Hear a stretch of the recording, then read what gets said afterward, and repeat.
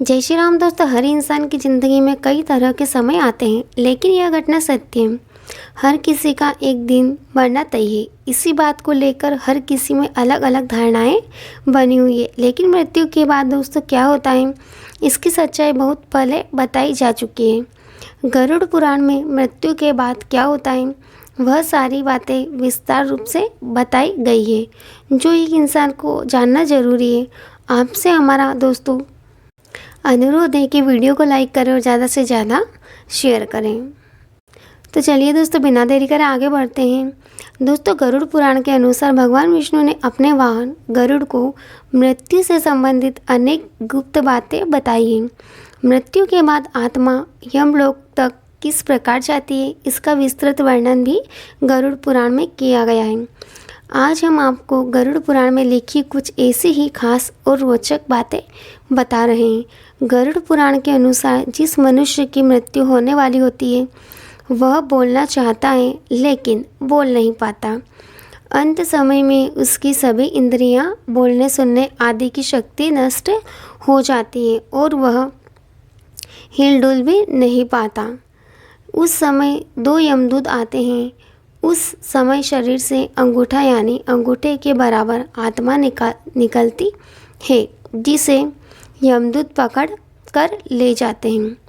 यमदूत पकड़ लेते हैं। यमराज के दूत उस आत्मा को पकड़कर यमलोक ले जाते हैं, जैसे राजा के सैनिक अपराध करने वाले को पकड़कर ले जाते हैं। उस जीवात्मा को रास्ते में थकने पर भी यमराज के दूत डराते हैं और उसे नरक में मिलने वाली दुखों के बारे में बार बार बताते हैं। यमदूत तो एक सी भयानक बातें सुनकर आत्मा जोर जोर से रोने लगती है, किंतु यमदूत उस पर बिल्कुल भी दया नहीं करते। इसके बाद वह जीवात्मा आग की तरह गर्म हवा तथा गर्म बालू पर चल नहीं पाती और भूख प्यास से तड़पती है।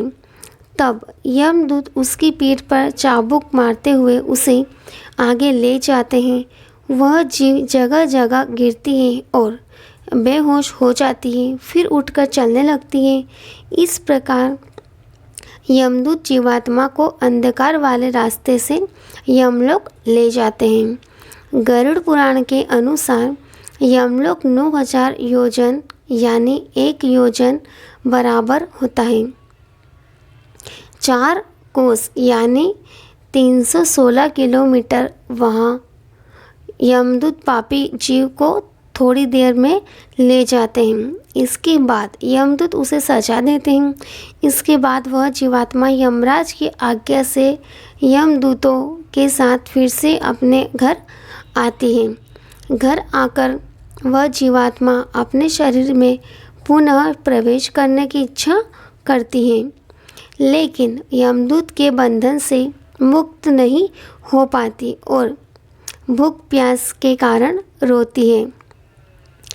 पुत्र जो पिंड और अंत समय में दान करते हैं, जो पुत्र उससे भी उसकी तृप्ति नहीं होती। इस प्रकार भूख प्यास से युक्त होकर वह जीव यमलोक जाता है। इसके बाद उस आत्मा के पुत्र आदि परिजन यदि पिंडदान नहीं देते हैं तो वह प्रेत बन जाती है और लंबे समय तक सुनसान जंगल में रहती है। गरुड़ पुराण के अनुसार मनुष्य की मृत्यु के बाद 10 दिन तक पिंडदान अवश्य करना चाहिए। पिंडदान करने से आत्मा को चलने की शक्ति प्राप्त होती है।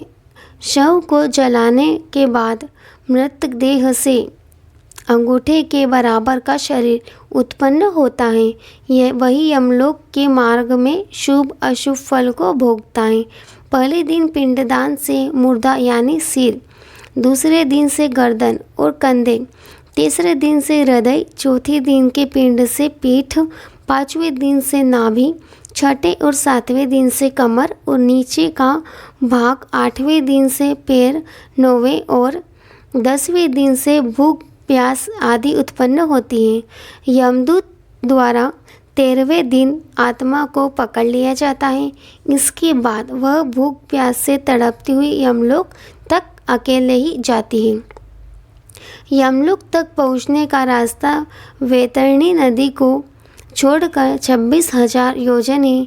47 दिन तक लगातार चलकर आत्मा यमलोक पहुंचती है। तो इस प्रकार मार्ग से 16 पुरी और पार कर जीव यमराज के पास पहुंचता है। तो दोस्तों, यह था हमारा आज का वीडियो। आपको कैसा लगा हमें कमेंट करके ज़रूर बताइएगा, और अगर अच्छा लगा हो तो प्लीज़ वीडियो को लाइक करो, ज़्यादा से ज़्यादा शेयर करें। अंत तक हमारा वीडियो देखने के लिए बहुत बहुत धन्यवाद। चलिए दोस्तों, मिलते हैं अगले वीडियो में। जय श्री राम, जय बागेश्वर धाम सरकार, जय श्री महाकाल।